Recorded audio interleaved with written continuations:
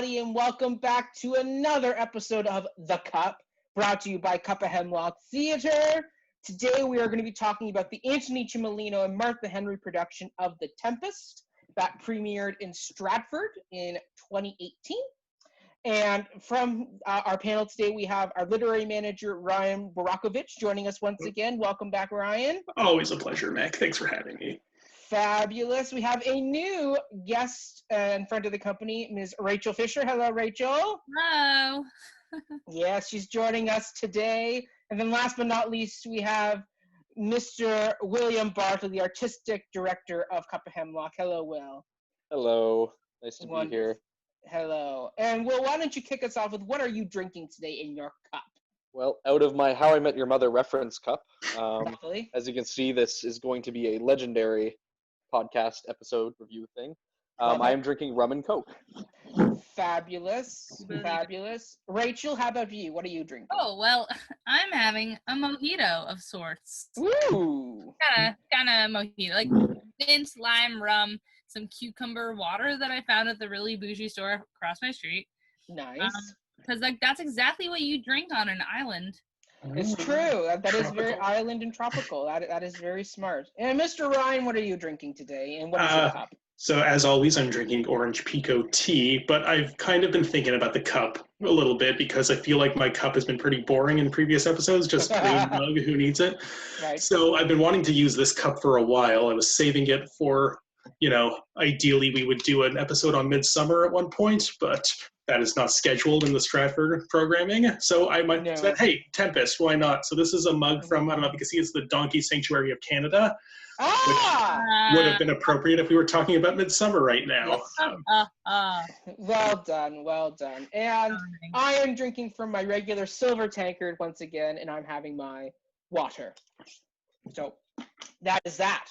So yes, as we said today, we will be discussing the production of The Tempest starring Martha Henry as Prospero. And as we kick off this review, we're going to start off with the good parts. Right. So, Rachel, why don't you kick us off with who was a character that you think was best performed for this particular production of The Tempest? I actually did a lot of thinking about this, but the person I found being drawn the most to, and it was almost a slow build for me, was Ariel. Was the actual Ariel. Andre Marone as Ariel, very good. Because I actually, because I've taught The Tempest in a couple classes with a company I used to work with work with still, just on hiatus, like everything is. And I've never seen a production of The Tempest. I've seen clips here and there. Like I've read the play, I've taught the play, and Ariel, the way they performed Ariel was so like just ethereal and almost like Puck a little bit. Yes, there's very puckish elements.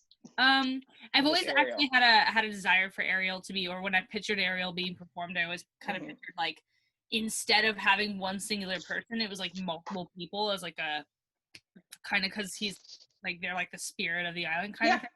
So but I thought every time I looked at the performer as Ariel, there was always something really captivating about them. They seem to always kind of have a really strong intention, and I just found my eye always being drawn to them. So that was good choice. Fun fact is Andre Marone was actually a last-minute replacement for Ariel, as when it was originally announced for this production, it was going to be Martha Henry as Prospero and another Canadian theater legend, Brent Carver, as Ariel, but he had to drop out due to scheduling conflicts. So Andre stepped up, and I would have to agree, he did a marvelous job. He's now been a staple at Stratford for a number of seasons now. He started as Marshall the Tailor in Fiddler. He's performed in Chronicles of Narnia. He was Seymour Krelborn in Little Shop, and then he was Ariel. And I think, it was a very different interpretation of Ariel than what I've seen. So I have to agree. Anybody else have Ariel on their list as a best performed part? Yes, Will. Yeah, I completely agree with you, Rachel. Like Ariel, definitely for me, out of the entire cast of performers, like Andre absolutely brought it in like his A game. I don't know if that's his standard game, but I certainly hope it is. Like to speak more to it as well, because I saw a lot of the techniques that are employed with the Toronto Theatre Academy and the training that we do there. So it was really fun for me to watch because I could I was able to just click with a lot of what was happening there. But like his alternations between fast and slow tempos for his gestures, the points of fixation, the specificity in which where the gesture existed. And then what was really brilliant about him is that he had such masterful control over whether the voice and the work that was being done with the voice was the attentive pull for the audience or whether it was the movement. And he picked, I think, just absolutely flawless moments to switch back and forth between the two, where in these huge moments of tonal shift or increasing of tempo, intensity, the addition of like color throughout the piece, if it was the focus on the voice, the movements were very slow and gradual, and then we were able to just listen as the audience to what exactly was being said and how it was being said, which created that gravitas and that pull for that character, a charisma, if you will. And then with the movement aspects too, what I loved is that it was so clear when we were supposed to be looking to his mask, which had such strong suppression of involuntary movement. And I think that's what drew me in the most, Rachel, when I was watching it, is that every motion of his mask, like his mask being his face, of course, was that every movement was intentional. There was no involuntary movement. So everything he did was in service of the character and the story being told. And then also though, like the way that he led with his mask when he wanted us to watch his face more than his body, right? And then in the larger scenes where he's part of a painting more so than the focus of the painting, he very much drew attention to his body and let his mask just sit neutral without too much of a shift. So I think he just had a masterful control over his body and his voice, and he knew exactly when to use which one and which one to take the lead with for each scene. So I think it played wonderfully against Prospero, who took a bit more of a naturalism approach in terms of the acting, with some of those more, how to phrase, like, more of the everyday movements you would see. And I think that, because I actually wrote in my notes too, Rachel, like the ethereal quality of the character was just pouring out of every scene. And I think that's because it was such a regular movement and action that we would normally see, like in a day-to-day performance, or like naturalism as a style, which is why I think those two together worked well. Because they contrasted each other in acting styles, and then it really amplified the like exotic quality of Ariel, like that spiritualistic, I guess, mystical quality of the character. So yes, that is why Ariel was my favorite performance. Well said. And it's also good to note that he is a graduate of the Birmingham Conservatory, which is the text-based school that Martha Henry ran for over a decade. And so she taught him a lot about text and things like that. Him and the actress who played Miranda are both graduates from this specialized conservatory program, which is an interesting little thing to note. And Martha Henry recently retired from that position, and now it's Stephen Olmett, who played Trinculo, who is head of that program. So there we go. Fun fact there. Ryan, how about you? Who is your shout out of the day? I also thought, Ariel was definitely a standout, but I think the one I'd like to talk about for this segment is David Collins as Alonso, or Alfonso, or the king. Oh, the king. Okay, yes. Yeah. I just felt like he has been in all 4 of these productions that have been released now and like he's kind of just been hitting it out of the park every week, and usually pretty smaller, understated roles. Yes. And like, I think he just does such a good job of kind of just like anchoring the cast. He always like kind of brings this like gravitas and like strength to whichever minor character he's playing, and this is probably one of the larger roles we've seen him play. Maybe it was Ross last week in Macbeth, but otherwise he played like one of the lords in the final scene of Coriolanus, and I don't even remember which character he played in Lear, but he was definitely in it. It was like another lesser nobleman figure. And I've been very impressed with him. He always kind of just commands whatever scene he's in without being too showy and taking up too much space. I think like Graham Abbey and Andre Sills had like the big showier part as Sebastian and Antonio in those same scenes, and they kind of stole the scene a bit, but I think it's only very much helped by the fact that David Collins really kind of he was like a king. You can really tell if he was like good. He had this real kind of interesting ambiguity going on, and we only really know whether or not he's worthy of redeeming through Prospero, who obviously has mixed feelings about him. So I think that performance was definitely worth a shout out. Absolutely.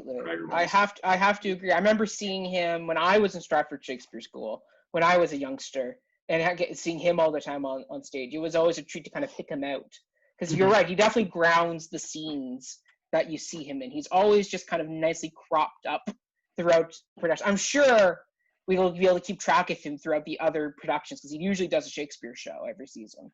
That's usually one of his part of his reps. So I'm sure we'll be able to continually track him. I don't know if he's in Timon next week. I'll have to check my notes on that again. But yeah, absolutely, I have to agree. The King of Naples, a very underrated role in the show as well. He's often a forgotten character, even though technically, if you're doing a male Prospero, he's almost the foil to Prospero, where they're both doing the same parallel story, where they're both losing children.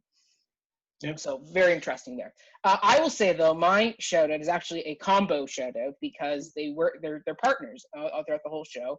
That is Mimi, I don't know how to say her last name, Zetweller as Miranda, and Sebastian Hines as Ferdinand, because I just found they had really great chemistry together on stage. Like, I was drawn to them and watching their interactions, and they actually made me care about the love story of this.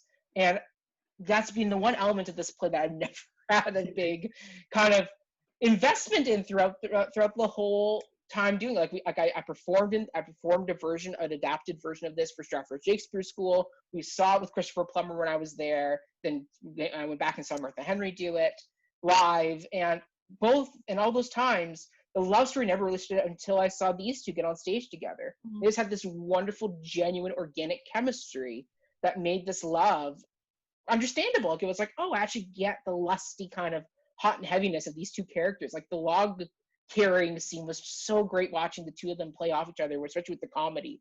So Yes. Right? Like just watching her try to carry the log and him carry the log. Something that I thought was really funny about that, like, he played the role like as if, this is very hard labor and he's like a real weakling, while he's shirtless and very clearly jacked, which I thought made for like a fun contrast while watching it. Then when she picks it up, she's struggling, but not as much as him, which she's like she's a bit of a twig, so it was kind of very funny to watch that. Great dynamic. I couldn't agree more. And I will say, I think when it was them plus Martha Henry as Prospero on stage, the three of them all played off each other really well. Like that first scene where Miranda gets woken up from her sleep and she gets to see Ferdinand for the first time, and you see kind of Prospero manipulating the scene where she's kind of picking on him, and he's doing his bravado with his sword, and she's mocking him about that. There's the three of them played off each other really well. And she does force lightning, which I thought was an interesting decision. Right? A mix of sound design and blocking that she zapped him from a distance. Exactly. I will agree that the comedic moments of these characters played well. Mm-hmm. Yes. But more on that later. More on that later. More on that later. Wonderful. I think that like Will and I might be on the same wavelength right now. Ooh. Yeah, because I don't really. I am excited. So anyway, we'll continue. Yes, and I will say we should give a nice little shout out to Martha Henry, because as Ryan rightly points out, a lot of the time, yes, if it's a Lear or it's a Coriolanus, we oftentimes will try and avoid saying the title person just because we know it's about them. But mind you, Martha Henry was the star of this show. That she was the billed actress doing this performance, and I do think she did a very good job with the character. We'll get more into her as we go along, because I do think there were some hiccups with this adaptation, but we'll get into that. But I do think overall we do have to give her a rightful shout out as a leading member of this particular show as Prospero. Mm-hmm. But now we're going to get into the characters we feel were not the best represented. And Will, I want you to start this one, because I see a puckish grin on your face. Yeah, you're not wrong. Because it's in complete contrast to what you just said, actually. And good. And I don't put any discredit to the performer at all, because at the end of the day, a performance and a representation of the character is completely an amalgamation between the direction of the piece, the actor of the piece, the text work that's done on the piece, and also what's being played. And you know what? I think this may be one of the funniest versions of the Tempest I've ever seen. Mm-hmm. But I think that what is lost in that is some of the depth of the character of Miranda. And I think it was a bit of a disservice, because there's humor and anger, there's humor and frustration, and there's humor and wit. And this is what bothered me with Miranda, is that she didn't quite feel as a witty character until the chess scene at the very end, and there was almost bordered on this enthusiasm and naivete that felt almost like Manic Pixie Dream Girl, and it really bothered me, because Miranda's not a dumb character. She's not a dumb character, and she does well in the chess. She catches her husband cheating during chess, which is like that whole scene. Yes. And I think she is a little bit more cunning when it comes to, potential ways to get off the island or to live the life that she wants to live versus what Prospero wants, and that tension. And I really do think that there's a lot of dramatic chops that can be found between the tension between Prospero and Miranda in terms of the parent-child relationships, what is being restricted, what is not, the fact that she has to ask for the permissions and go along with what Prospero said, and really the desperation of knowing that this is the only other person that you have seen for so ever long, like I think there's a bit more depth that could have been explored, and I think maybe some of that depth might have been sacrificed due to the prioritization of the comedy of the characters, which again played brilliantly, and I loved it. And in terms of the comedy, I think it was great. But if we're talking about which character I feel was not represented as well in terms of what I believe the character can be, it would have to be Miranda. Fair enough. That is totally valid. Absolutely. Rachel, I agree. where are you going? I agree. Yeah, I knew it. No, again, she was the one person that kind of stuck out to me. Like, she didn't quite. We talked just now about Ariel and how they worked really well to kind of balance. One thing I really liked about Ariel was that they were able to balance a humanism, but also still be very magical. And make it believable. And then also Prospero was very natural. She did a great job working with the text and making it authentically build relationship with the people she was talking to, and it felt real.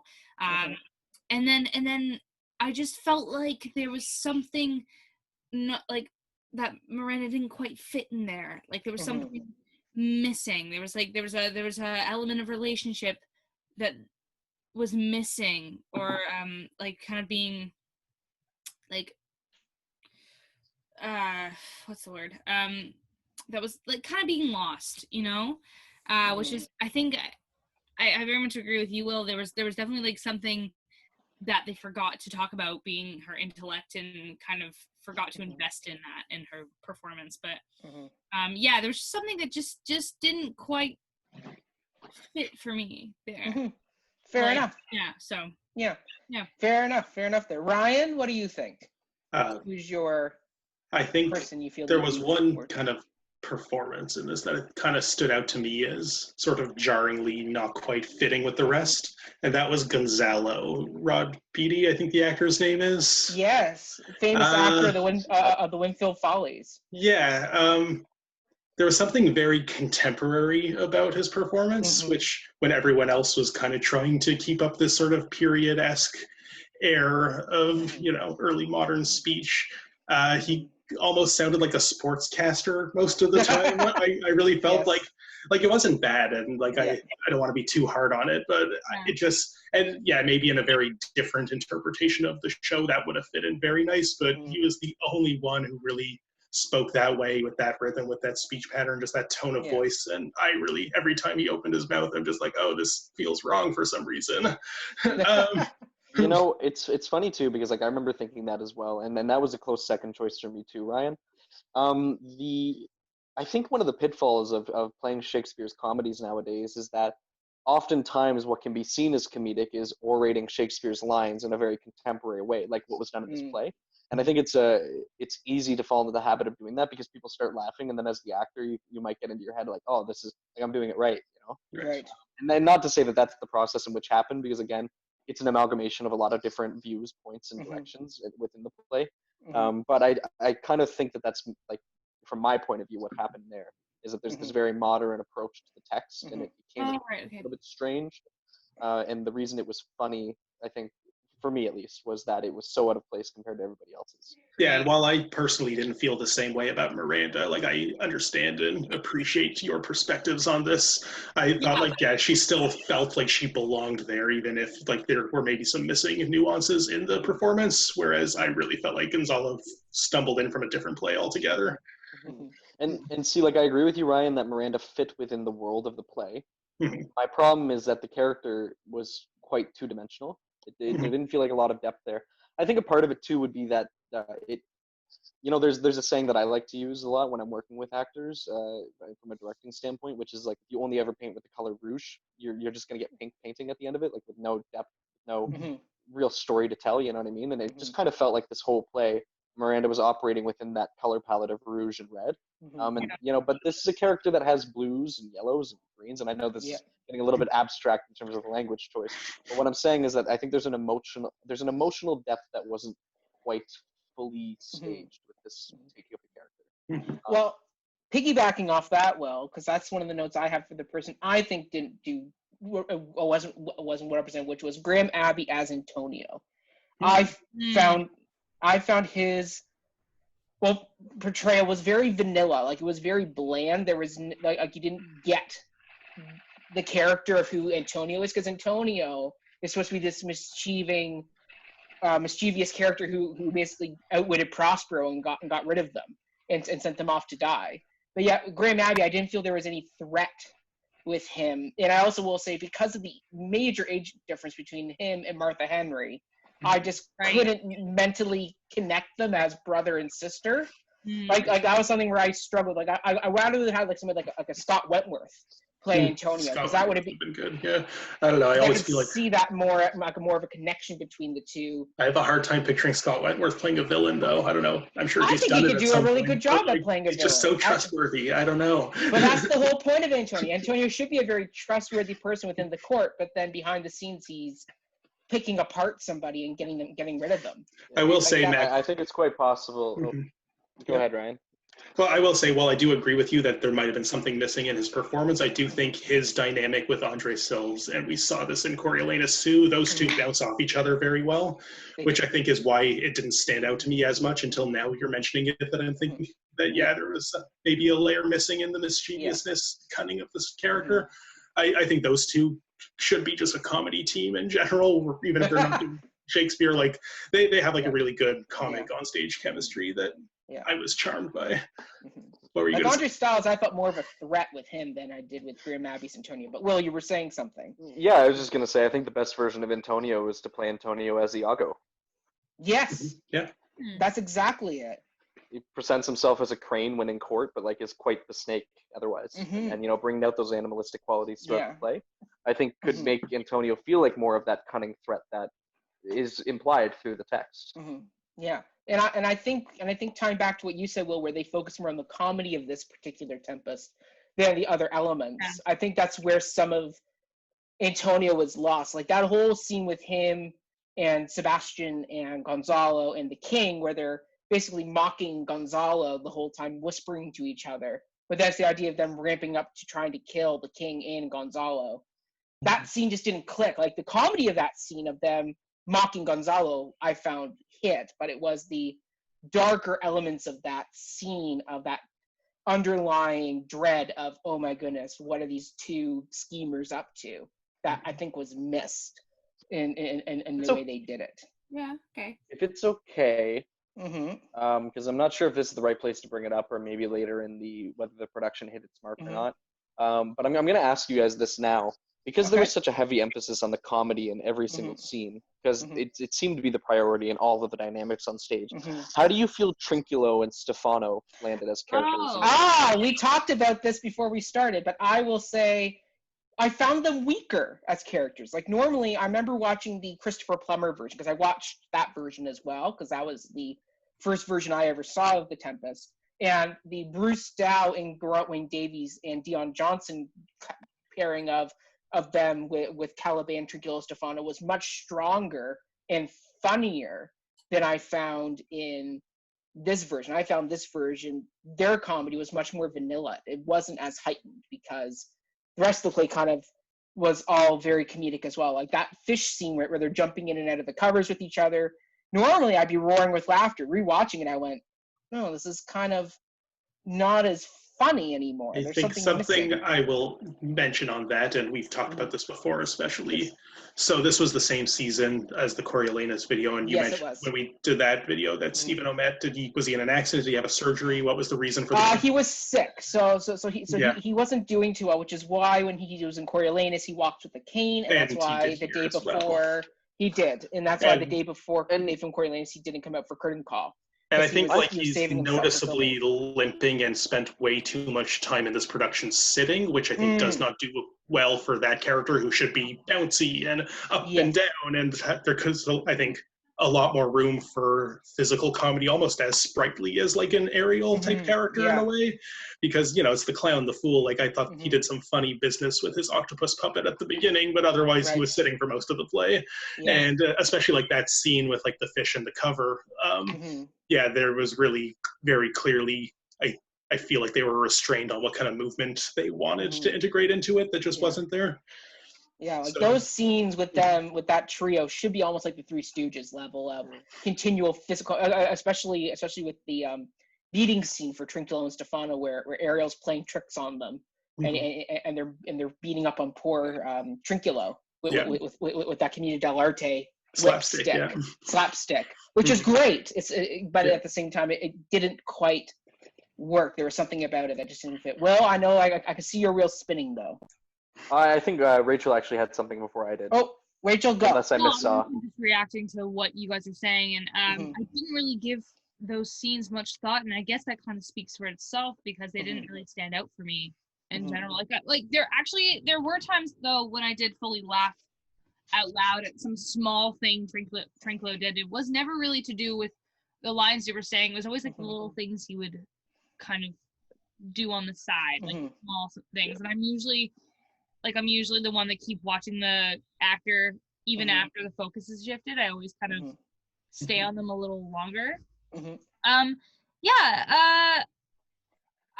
can see that maybe like the stationary aspect of Trinculo would have been kind of hindering to opportunities for more like physical comedy.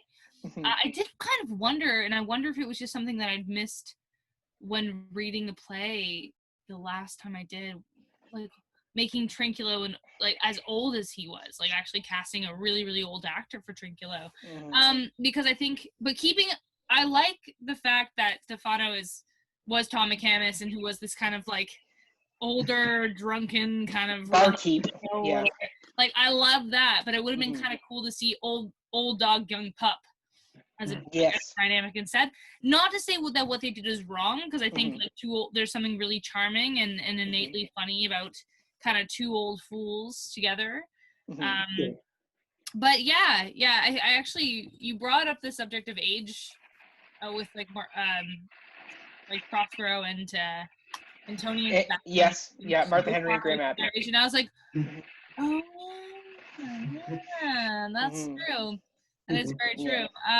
That I don't know if that quite makes sense. Like I wonder if they were to recast it, like they either like go full old, like everyone's kind of like got a bad back and they're all kind of trying to still do their shit and be maniacal and still make something of their life, even at that age, like Antonio and Sebastian, they're still maniacal and they're still like, we're this close, we've been this close for 15 years. You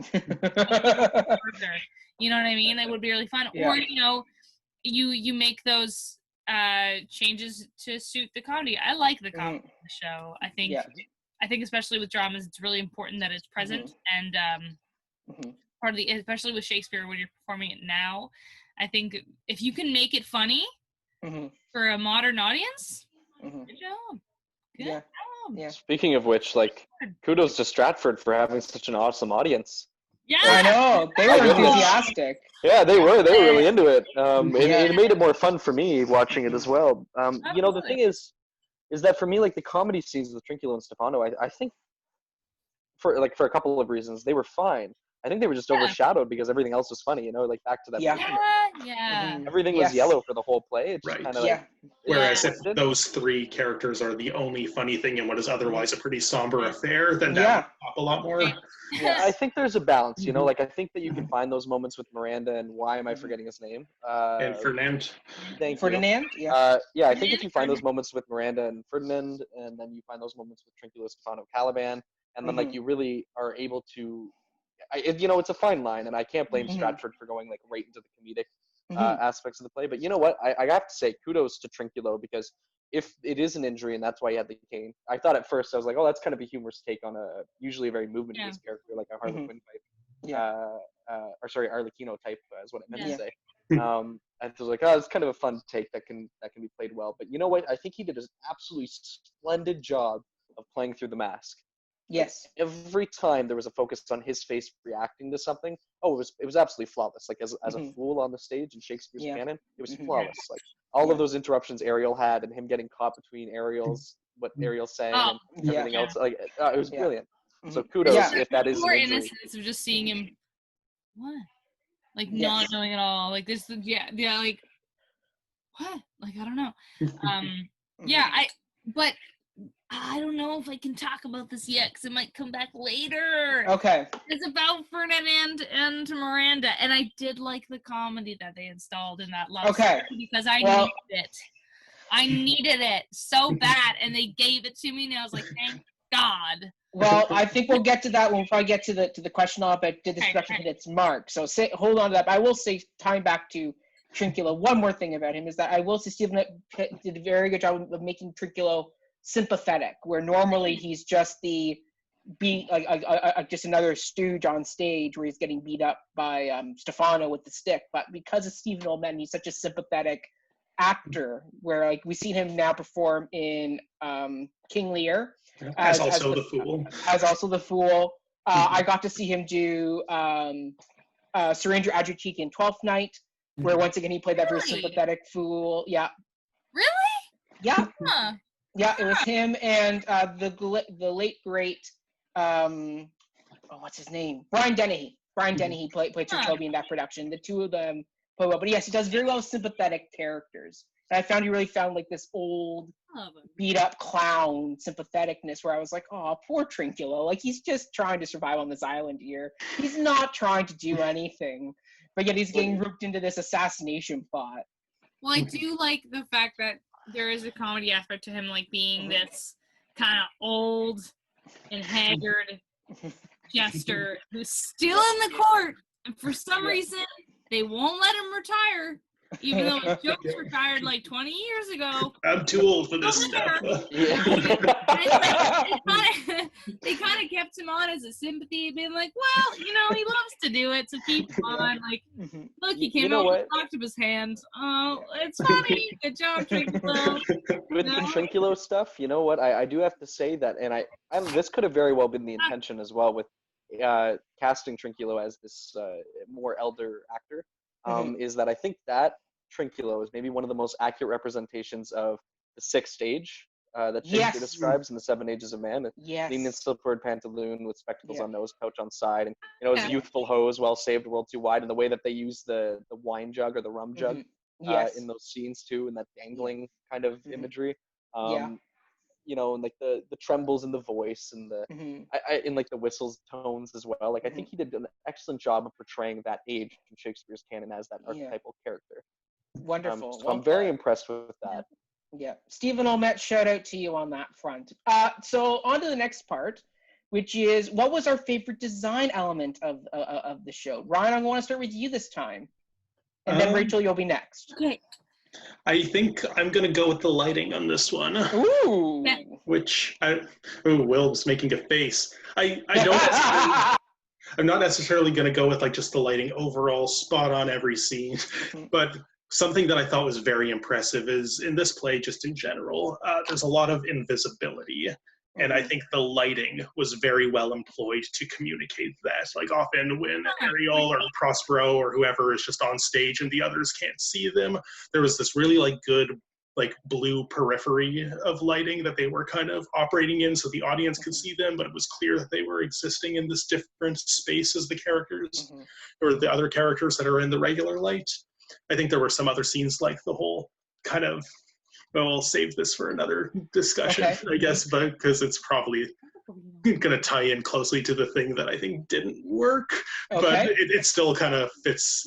I don't know. It was going to be a compliment, but let's maybe not go down that route. Okay. Will, why did you make a face? Hold on a second. Before we get there, Rachel was next. Rachel's very excited to tell us her favorite design element. Actually, it was, I don't know necessarily whether it was like lighting as a whole, but they were like specific things that they did that was just like magic. They just went, here's some magic, and they threw it at your face. And it was always like, there was one part when Ariel went at the top. I think it was before that really random point where all the goddesses show up, and it's like, why are you here? Like the part where Ariel was like standing on top of the tree trunk. You know what I mean? Well, yeah, and there was also and the lights, just like the little bits of magic they added everywhere. Oh, I just thought it was ugh. Which I like, that they lead into a little bit more of the magic of Prospero. That sometimes we hear that, yes, Prospero is this magical, all-powerful being, but then it's like, oh, well, we don't really ever see that except for maybe one moment where we get some thunderclaps in the opening that's supposed to be the Tempest that they create. But the rest of the time, it's like, how is he magical? Yeah. But then, the fact that, especially with the harpy scene, where the lights all change and that harpy comes at that big, when you watch them build that harpy, because you watch the behind-the-scenes videos of them doing this massive puppet bird. That's terrifying. It's terrifying. Eyes that light up red and the top. But that's the point of that. I mean, we talked about it last week when we did Mackers with Bridget, where she goes, scaring a modern audience. Well, you remember this. It's one of the toughest things to do, and that harpy scene is meant to. Yeah, that was the true standout for sure. Yeah. The moment that I loved was that it all goes black, and Prospero was like, "Oh yeah, I forgot about the conspiracy to kill me." And then the second the lights come back on, it's just all gone. That was an amazing moment of just like blocking in the dark, I must say. Yeah, I will say, like a very strong element that I saw in Macbeth and in this one is their transitions in terms of the like immaculate set pieces they have are like spot on to the point where it feels magical. To the ASM crew. My good, absolutely. Like especially with I know I'm going back to Macbeth, but I'm relating it back to the Tempest. Like I found the same quality that exists in Macbeth, where it's like these incredibly powerful, elaborate set pieces that show the prowess of the magic. Like we're on stage 1 second and gone the next, which made them even more like eerie in a way. You know what I mean? And this one, it made it even more like magical in like a really positive and fun way. To the point where when Ferdinand was like, "Oh, like what? Like magical things, I could live here forever," or whatever those lines are. I was like, "Yo, man, me too." Like, me too, man. Yeah. So shout out to the ASMs who are the true heroes and the stagehands. You, the crew, outdid themselves on that scene that we probably didn't need, but you impressed us with your logistical prowess. Talking about the lighting is, I will say this: the reason I reacted the way I did, Ryan, when you mentioned that the lighting was your favorite element, is because in terms of all of the magical components of this play, like the ones that are intentionally supposed to feel magical. It was great, and I loved all of those moments. But in terms of the lighting that was used for the island, it felt so static and flat. Yes. You know what I mean? Like, yes, it was a nice warm wash, but that's all it was. You know, there was no movement within there, so it felt very stale the entire time. And the actors, because a lot of these scenes didn't have a lot of movement, I found either. Now, I'm not sure what the reasoning is behind that, and it's a fine choice. But if you're going to have that, then, you know, the lighting really does need to have, like, I don't know if you guys have ever been on an island. There's a shimmer in the lighting, you know what I mean? There's a light and like the clouds rolling overhead, creating this temporary shade. Like these elements for me feel more tropical, mystical, exotic island type of feels. And for me, it's just like every time I saw a scene that wasn't magical, I was like, that's a nice warm wash. Yeah, I have to agree. That is in my production notes as well for weakest part. I will say though my favorite part. Oh yes, what is your favorite part though, Will? Sorry, I just want to make sure that I'm saying positive things because I know I can be a hypercritical. That was the question right now. You're skipping ahead, but it's fun. Yeah, you're skipping ahead on me here, Will. What is your favorite? Sorry, the favorite part is actually, and it was hit and miss at the start, and then it grew on me as the show went on, was the costuming. Did you guys Mine know? As well. Now, I love this. Yeah. I love this fact is that Prospero's jacket is made out of scrap materials from every other Prospero that's ever been played with Stratford. That was in my notes too. Same thing with her staff. The staff actually had original wood from the original stage. Absolutely. Same thing with parts of Peter Hutt's staff was incorporated into hers. Wow. And Ariel's costume too. Like those are the two standout costumes from here. Ariel's costume as well, having like that feather-like quality coming down, with Ariel being representative of the element of air itself, and just described as a bird. Exactly, right? And like it just, I think it absolutely nailed the aesthetic representation of what Ariel could look like. I wish there was a bit more color to Ariel's costume, but I think it worked just fine the way that it was as well. Well, he reminded me of like a wood sprite, what he, because Ariel does, everybody forgets, Ariel does come from that tree that Prospero frees him from. Yeah. So I actually didn't think about feathers for Ariel. I thought it was like almost barky. Like there's the that's what I saw. rounded wood, especially with his hair as well, was very tree-like, and the branches coming out from around his eyes, and the eyebrows. Like I thought they leaned more into like the earthy element of Ariel, where he was literally this islandy sprite. While we're talking about this costume of the magical character, though, sorry to interrupt, Mac, but what did we think of Caliban's costume? I liked it. I love that it played into that bestial nature, because I remember watching it with Dion Johnson. What they did with him was they had him in like a leotard that was fish-like. One side green, one side reddish color. And I was like, that's kind of boring. At least with this, they actually made a really strong choice of Caliban, where like he is this islandy creature that has a claw-like earthy hand that allows him to dig in the earth, and it's all those shells going up his arm. Like there was something.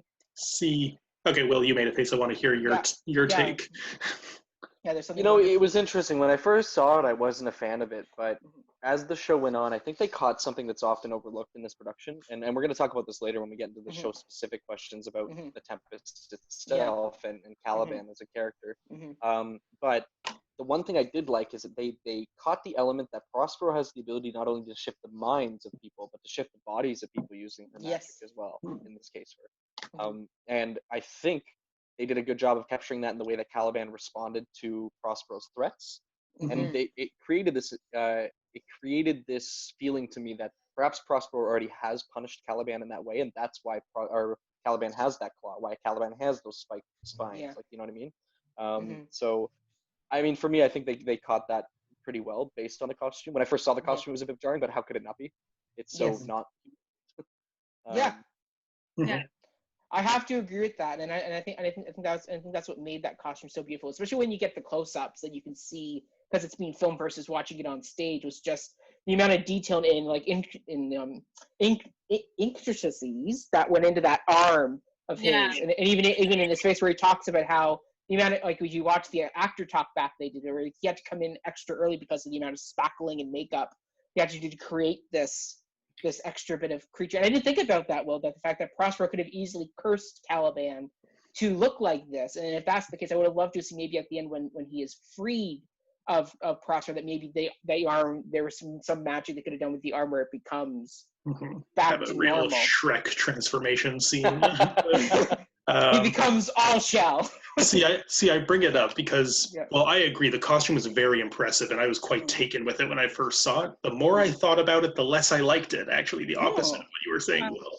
And I think the reason for that is, and this is maybe just a personal thing, and I know not every production is going to just, I don't want to, ding it for not doing it the way I would prefer it, because it's still fine, but I think a lot of productions, and certainly the Christopher Plummer one, in which, with that really red, green, real fish-like Caliban version, I think many productions try too hard to make Caliban otherworldly, and I think it would be so much more powerful, in my opinion, if he was just a normal guy. And whenever they, ridicule him and chastise him and say he looks like a fish, that's just because they've never seen an indigenous islander before, all of these European settlers. That is true. And, I kind of, every time I see, a very otherworldly looking Caliban, I'm just like, yeah, that's cool, but you're kind of playing into the colonial logic of this. So I would personally like to see more of a more human-looking Caliban. I thought the costume was amazing and really impressive, but I think we can talk about that. I think we can definitely talk about that more when we get into the conversation of Caliban, because I have a lot of the same notes. Sorry, Rachel, I think we cut you off a couple times. No, I'm actually mostly just listening right now, because my stomach's kind of hurting, so I'm trying to. I ate too fast. I was really. But actually, I thank you for bringing up those points. That's really interesting, because it was something I kind of noted while watching the show. But what I liked about the costume design for Caliban was that every time they hit at a scripted point of Caliban during the show, I would look at his costume and I'd be like, "Oh, that's there. Oh, that's there. Oh, that's there." And I kind of thought they really did a good job at interpreting. Yeah, it's great attention to detail. That's definitely not what I'm taking issue with. It's just the interpretation kind of always rubs me the wrong way, and certainly not unique to this production. I will say, I also do want to give a special costume shout out to to all the goddess costumes, those long, beautiful costume changes, and Lucy Peacock with that, once again, that peacock chariot that she comes in, even her ruffs were very peacocky.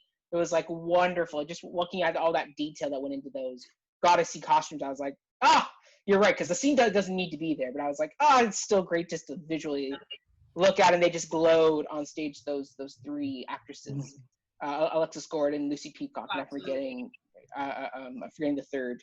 Chick Reed. Chick Reed, thank you, Chick Reed, as the third goddess there. But yeah, all of them, like even like every bit of the costumes was just fabulous. Like I would have loved to have seen the Naples people look a little bit dirtier after being washed ashore. They look very well put together for what had just happened to them. Like I think only Trinculo's outfit looked very saltwater beaten. Everybody else kind of looked pretty nice and well put together. So I'm not sure if Prospero did some magic there and kept them all dry and safe. I don't know. Kept them safe in their bubbles. but even like Miranda and Prospero look very clean for what's been going on with them the last few years. I mean, my biggest question, very, very, very small, was when Miranda comes out in like a corset dress with like a nice skirt. Yeah. And I'm like, you were 3 when you came to the island. Where did you get that? Maybe it's one of Prospero's. Yeah, because it's a gender flip Prospero. Lady, though. Like, she's still a pretty old lady, you know what I mean? Like, but she was an old lady when she got there. It's been 10 years. It's been a decade. She could have easily had a nice corset. She was like, I'm going to save this for my daughter, and locked that away in a trunk. Okay, all right, yeah. I'll allow it. I don't know. But yes, now let's get on to the weakest element of the show. And I want to start this one this time because I have something that we have that I think we'd start touching. But I found the pace of the show really slow, and I think that tied in with, like you said, with like the lighting was very stale, and just the pace overall just wasn't there. And this is a really strangely paced show, but I found the biggest moment where I noticed it, because I remember being in the theater and almost dozing off, which normally I don't do, but the moment that got me was when it got to the King of Naples first scene where they're doing the attempted assassination. I just found that scene really dragged. Like I was sitting there going, did they not do any edits to this scene to like pick it up a little bit here? Like it felt like they just didn't do any cuts to the text at all and just let it go. And I was like, this could go so much faster. Mac, if I could cut in.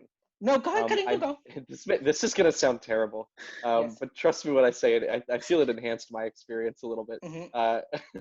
Is that when I found the scenes to be dragging a bit, I might have bumped the YouTube playback speed to 1.2. You didn't. Oh my god! And not a lot, but there were a couple of moments that I was like, oh, this feels quite slow. And when I sped it up, I was like, perfect pacing. So I think that actually, I think, Mac, is a good thing to keep in mind. Then they didn't necessarily need to cut the script at all, but what they could have done was just made the pace a lot sharper, and maybe an extra week of rehearsal would have done that. Maybe they just ran out of time to really tighten it up. I don't know. I don't know if it was because there were a lot more senior members of the company in this particular production, like Tom McManus, Stephen Olmert, Martha Henry, the King of Naples. All these were more senior actors of the company. So, like, I found compared to Christopher Plummer's Prospero, which was a lot faster paced, Martha Henry's Prospero I felt was much slower. Like she took a lot more time with the text, and at times I was like, Prospero needs to be a lot faster on this train here. Like there's a lot that he's manipulating, and there was just a lot of slower moments, like that first scene with him and Miranda where they're talking and she's giving the history of how they got to the island. That scene, I was like, you got to pick this up a little bit here. There needs to be some energy behind you. Yeah. I think I kind of disagree a little bit. Like I think Prospero's one of the few characters that can take their time a little bit more, and I think the scenes that dragged the most were Trinculo and Stefano. Oh, interesting. I have to disagree on that. I think because of their physical stuff they were doing and they were moving around a lot more, I was like, oh, okay, this actually moves a bit. Where it's just Miranda and Prospero sitting on a log, or her walking around the log while Miranda sits on the log. I was like, this needs to be moved a bit.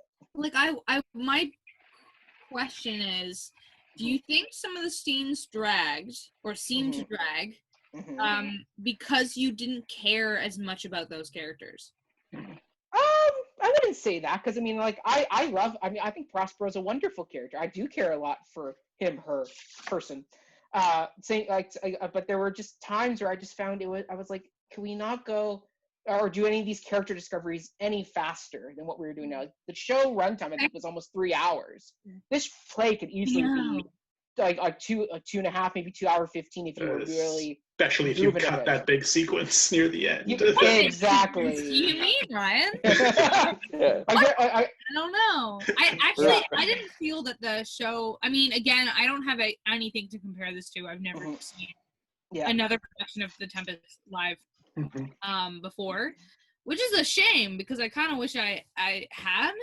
But this one I actually kind of felt there was at one point where I went, how far are we into this? Oh, we're that far. Oh, I thought we were like I thought it had gone slower than that, but it was actually going pretty fast for me. That's the trick of this play. Yeah. Not a lot happens in quite a bit of time. It's like part 1. Yeah. Part 2, 3, 4, 5. You know what I mean? I feel like they kept in a lot of things they didn't need to, maybe. I mean, I don't know. Like, there was one scene that they definitely should have kept in forever, which is definitely like when those 3 goddesses came in. I'm like, oh yeah, they should have kept those for sure. They should not have cut those at all. But that's it. I remember though when that scene happened. I'm sorry to keep going back to it, but I remember when that scene happened, and I went before because Ariel goes up and I thought he was doing something else. And I thought we were going to another scene in the play later on. And I was like, oh man, I guess the play is coming to an end. Wow, this has gone fast, and all of a sudden, all these women come through. It's great. It's a great kick to the show. It gives you that energy that was like, oh, okay. It's like 11 o'clock number in a musical. It picks you up and leads you into that finale. So I don't know. Oh man, and I know that this coming from me, for people who know me, is not a surprise, but the musical numbers for me just did not land. Oh, they were ridiculous. The whole scene is ridiculous. So they had to top this. They had to commit to the scene. They had to commit to that ridiculous scene. I'm sorry, are you saying commit or omit? Because I'm in favor of one. Commit. And I will say, I think what sold that scene for me was Martha Henry crying. But that's what made that scene work for me, was watching her cry in the wing as this whole sequence is happening. I was like, oh, okay, there's that human element again. Which kind of makes me think that the entire scene just exists, because if we're justifying why is this even here, it's a matter of oh, this is what Prospero does to amuse herself, just because what else are you gonna do when you're trapped on an island without Wi-Fi and she has one book. I missed that. What? She Martha Henry cried during that scene. If you watch her in the close-up, you can really see the tears coming down every time she comes out from under the balcony, really wiping her eyes. And she talked about that, where she talked about just as a parent watching, as a parent herself, watching this moment happen, where this is her giving away her daughter. Wow. And just see, that's how I took that moment, and I feel that moment could have existed without the musical numbers. I also think that a big incentive for keeping this scene in there is just because of how few female characters there are in this play. Especially if you don't gender swap Prospero, it's really just Miranda and these random goddesses, and maybe you could gender swap Ariel though. You could, but this production didn't, and we already complimented it for that. But I think the temptation to keep this scene is we have all these great female performers in our company. It would be a shame to cut the few roles there are for them, especially the more senior actresses like Lucy Peacock, who, you want to give her this star moment, but that scene really shouldn't be so prominent. Back to the original question of what is the weakest part of the production?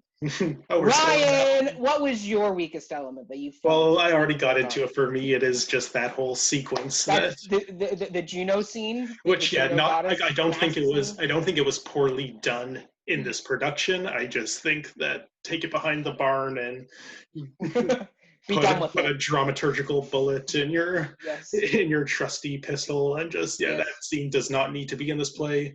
It did not need to be in this play way back in Shakespeare's time, but we'll cut him some slack because it was his last kind of play without Fletcher. I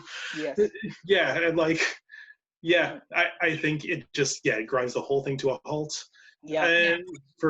But I will say it was redeemed by that one moment I loved when, with the short blackout, like, oh no, right, Caliban and his friends are going to kill me, and then lights back on and it's just gone, and the look on Ferdinand's face was priceless. Like, where did it go? So good. So good. Will, how about you? You kind of I already kind of hit on this. It's the best and worst part of the play is the comedy of it. It's the funniest version of the Tempest I've seen. Truthfully, it is. And it's also the only version of the Tempest I've seen that's wholly comedic. Right. To the point where it becomes a double-edged blade, where it doesn't feel like the play has much more to offer other than its comedy. And don't get me wrong, like, great performances all around. I enjoyed a lot of the elements of the play. It's just one of those things that, in terms of some of the like contrasting, brighter emotions that were played during this play, I just don't feel those areas were explored. And then I already talked about the lighting as well. It's funny because like all of these things do have contrasting elements where it's like, it's a funny play. Is it maybe going for the funny too much? Yes, maybe. The lighting's good. Yeah. Is it good all the time? No, not really. No. It's like dancing this fine line between like great and not so much. Yes, absolutely.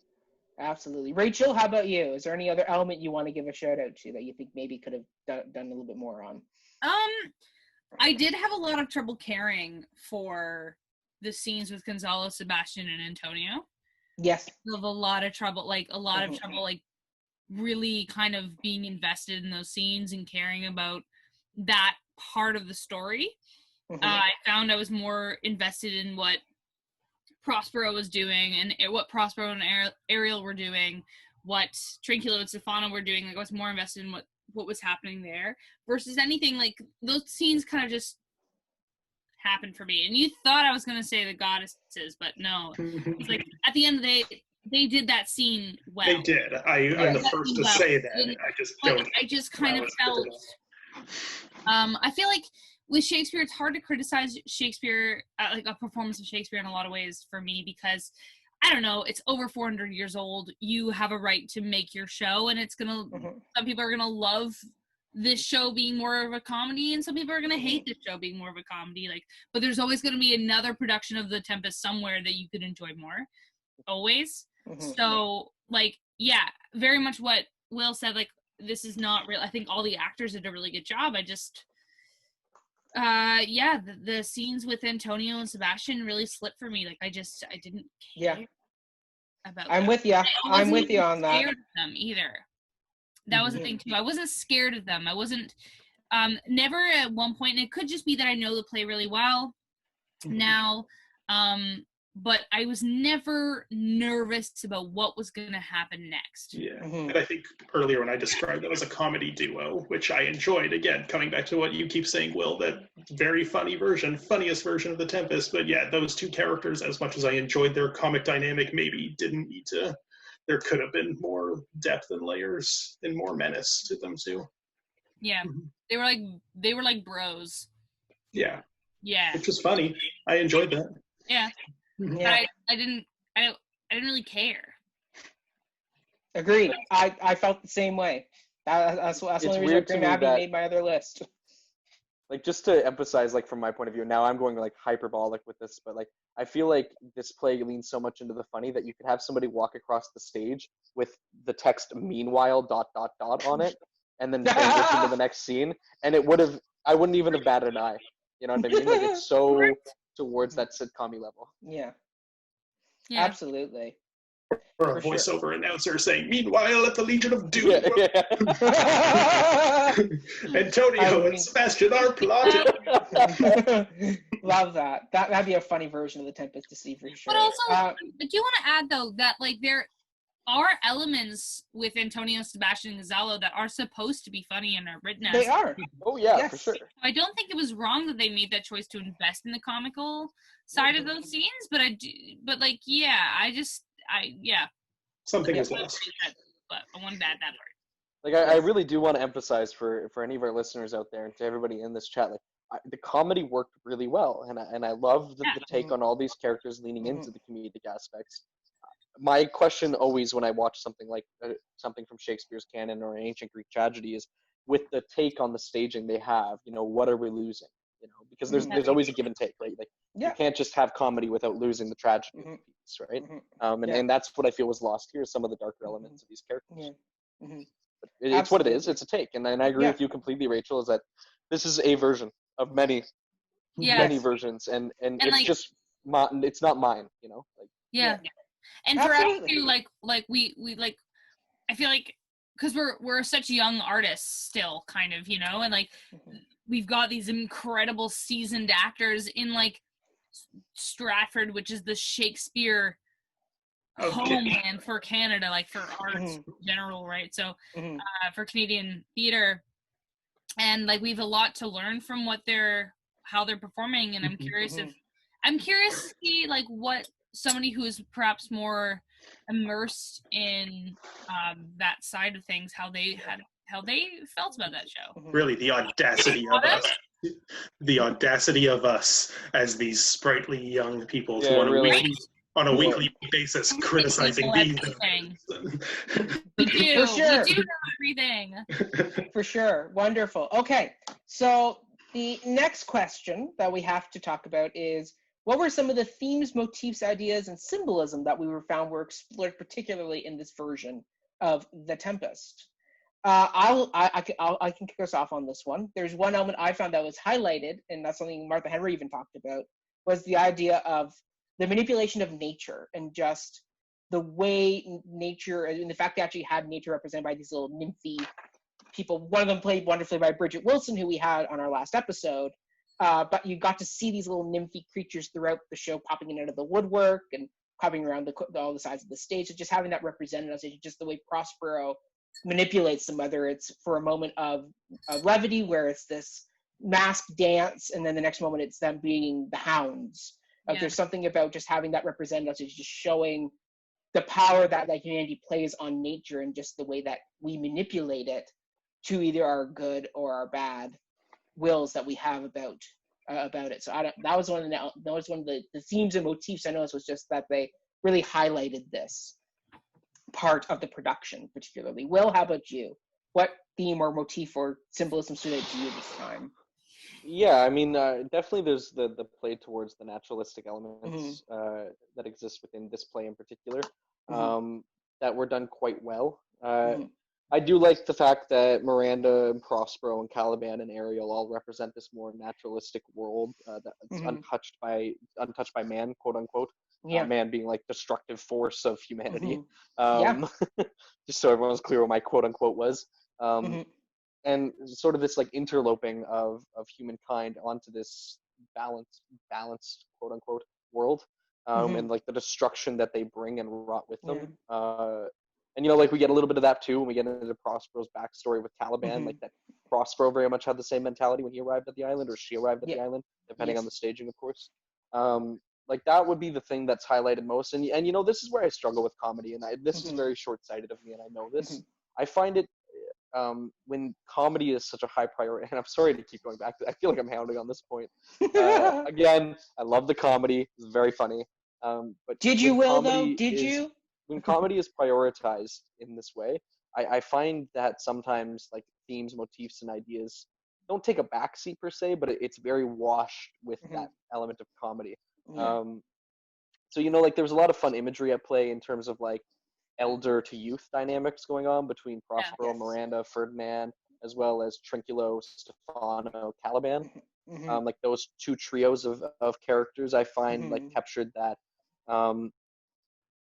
I guess that divide, like the limitations of the elderly body to the sprightly young nature of these younger people, kind of like the passing of the torch elements we're going there too. But yeah, that's where I said I don't really have much to say on this topic, so I'm not going to keep talking and pretend like I do. Fair enough. Ryan, how about you? Where do you stand?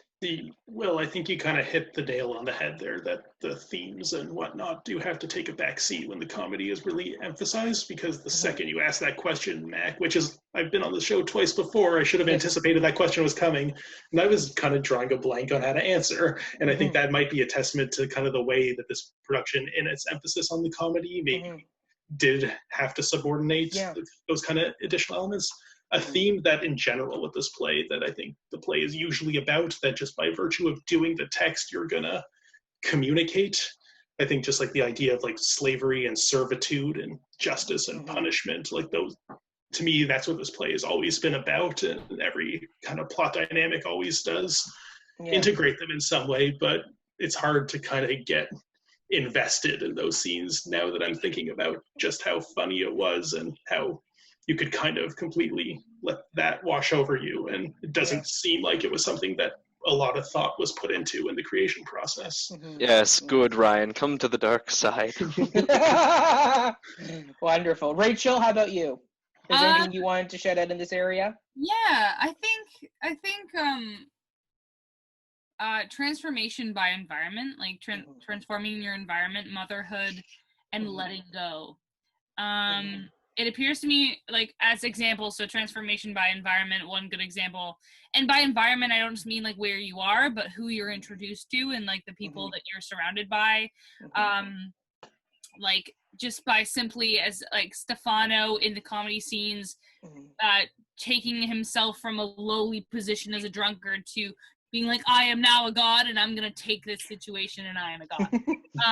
For Miranda being introduced to love and having that transform her and take a leap of faith. And then also Prospero by being revisited by old enemies and then by the end, almost not reconciling, but forgiving for herself.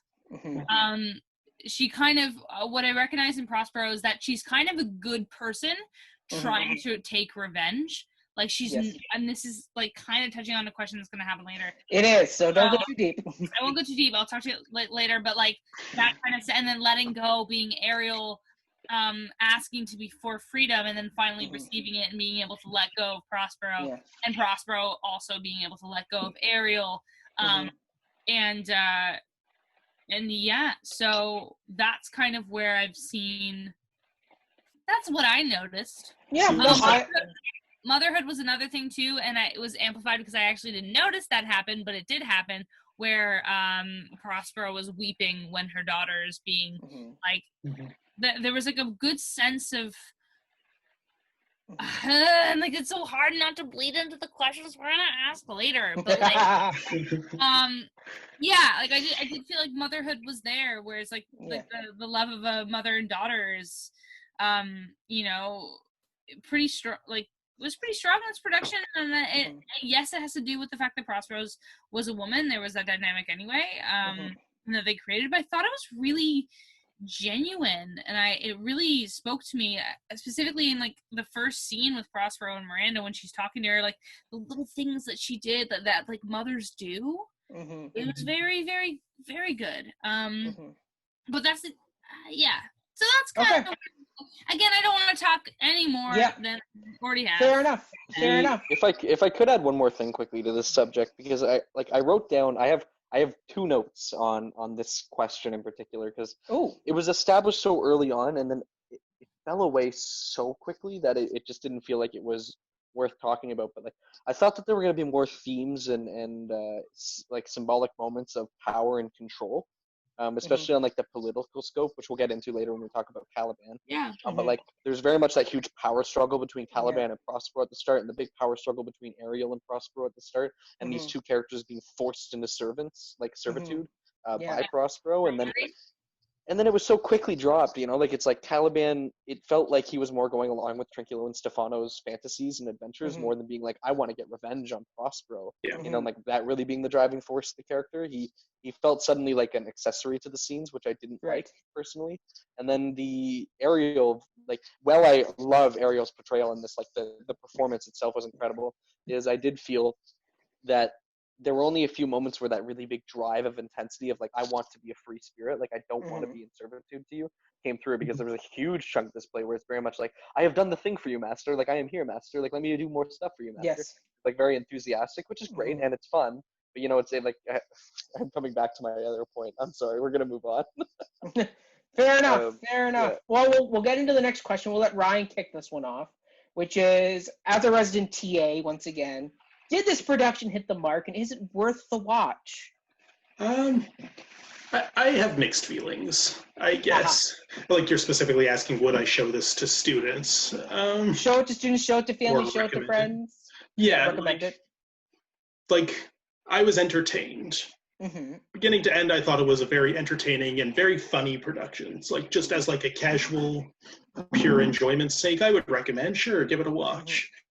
I think if, like, I was teaching like a theater history survey course or a Shakespeare course, and I was wanting to show the students like a version of it staged, I think I would probably be a lot more inclined to show the Christopher Plummer Stratford production, in my notes. which I think is like a much, I don't even want to say more faithful interpretation, but just like checks a lot of the boxes a lot better, feels like more of this kind of like perfect form. Exactly. Also, I think Christopher Plummer was just birthed from the thigh of Zeus to play the role of Prospero, but like that, I don't think anyone would deny that. And that's nothing against Martha Henry; she did a fine job. But I think, this production, and a lot of the things we have talked about, how it missed some marks here and there, I think it would not be like a go-to. Yes, watch this one, and you have now seen The Tempest. I think other productions have done it better, including just the most recent Stratford one prior to this. Yeah, and I will piggyback off, because that was pretty. You basically verbatim took my note on this, where I said it was a very mixed bag production. Where for a production element, I would definitely want to show this to people, just with the lights and the harpy and the Juno scene. And just as Ryan said, the magic of that all going away, like the fact they leaned into the magic and heightened that, like even the Tempest in the opening is so beautifully done with the lighting and the thunder and all that great stuff, and just the way they timed it was beautiful. But from a performance side, I would much more likely show people the Plummer version, just because I felt performance-wise that was a much more even-keeled, better paced version of this. So yeah, absolutely, I have to agree with you on verbatim almost that. Plummer for performance, this for production. Rachel, what do you think? Yes. I think it's worth a watch. I think it's worth showing. I think it's worth watching, showing to high school students, specifically because it is so enjoyable. I think it's a very watchable Tempest. I think we're dissecting it, and you're always gonna find trouble with the production. Yeah. Even of this scale, it was a beautiful show. The harpy, in terms of actually depicting the story, I thought they painted a beautiful picture. I think it's very watchable. It's I think it's something that, someone can enjoy. Some people might not. If you make it, it's worth watching in some capacity. Absolutely. I mean, that's the joy about Shakespeare. Every adaptation, it gives you something special and different to admire and to watch for. That's what's nice when you can watch and that's why Stratford has been around for over 50 years and has done these Shakespeare plays how many times that we've seen how many different Prosperos cross that stage and break their staff and drown their books, because it's one of these sources that just allows actors to come back in and people want to see a different interpretation. All you have to do for that answer, Mac, is count the different materials on Prospero's jacket in this show. Right? Well, that's exactly it. I still love that Martha Henry went in and found particular little trinkets and fabrics to have them work into that costume, because it's beautiful. It's a beautiful cloak, and I look forward to the day when it's presented in the archive tour where you can go in and see that cloak. But Mac, what if the next Prospero has to take a piece from it for their cloak? Now we get into the question of, do the roles of Ariel and Prospero still work when their genders are swapped? Because we've now seen two productions, Plummer where he was a male Prospero and Ariel who was a female Ariel, and now we've seen the reverse of that where Ariel was male and Prospero was a female. So, Rachel, why don't you kick us off, because you were doing hand gestures. Do these characters work when their genders are swapped? Yeah, absolutely. I think Ariel specifically is so neutral that they can even be a they. I don't even I always saw Ariel as a they. I never really assigned a gender identity to Ariel, because they're just so above that. I feel like they're like the wind. They flow wherever they need to be, right? So with Ariel, I think choose the right actor for the role, bottom line. Yeah. And Absolutely. Then for Prospero, I think it works really, really well for either, because for instance, working with with a female Prospero for this production, what I liked about it was actually seeing how well the mother-daughter relationship worked, and like it heightened the relationship between Miranda and her mother, and I think it works really, really well. And again, like within the world they created, yeah, of course she was a royal, and she was usurped, and she was put on an island, and that it was completely believable for me. I don't think there was a lot of, like, even within the text, there was no moment when I was listening where I felt they were stretching it, like they were working really hard to make it work, you know what I mean? I think it's completely, probably one of the easiest roles to interchange, because it does work so well. And then the patient, like with a father-daughter relationship too, boom, that works even better. And I guess I'm focusing on the relationship between Prospero and Miranda specifically, because that's where we begin the show. Yes. And if you're not sold in the first 2 minutes, you're gonna have a problem the rest of the show. You know what I mean? Absolutely. First 2 minutes are on the boat, though. Pardon? And then, like, the first, like, on the boat, you know you're on a storm, but like the first scene we see, like, two people building a relationship is that scene. I just had to nitpick. I'm sorry. You're right, Ryan. Oh, you're right. But yeah. Ryan, how about you? What do you think? All right. Well, Rachel, I definitely agree with you on the Ariel point, and I think if it hasn't been done already, I think there needs to be a production with a genderqueer performer playing the role of Ariel, because that's just a no-brainer, and there aren't enough good roles tailored towards genderqueer or non-binary performers anyway. And there we go. It's right there, sitting right in front of you. Right there. Like, yeah. So, yeah, I think Ariel can always go back and forth, be anything, be nothing, be both. Did you mention an idea about just having like a whole pack of Ariels? Was that? No, that was Rachel. Yes, Rachel. Yes, thank you. Sorry. Yes, I think. Excuse me. Yes, you're full of good ideas about how to play this character. And yes, I think that would be lovely. Like, have people from all over, the gender spectrum play this part. And yeah, works perfectly. It is the wind. Doesn't matter. In terms of female Prospero, I don't really have any issues.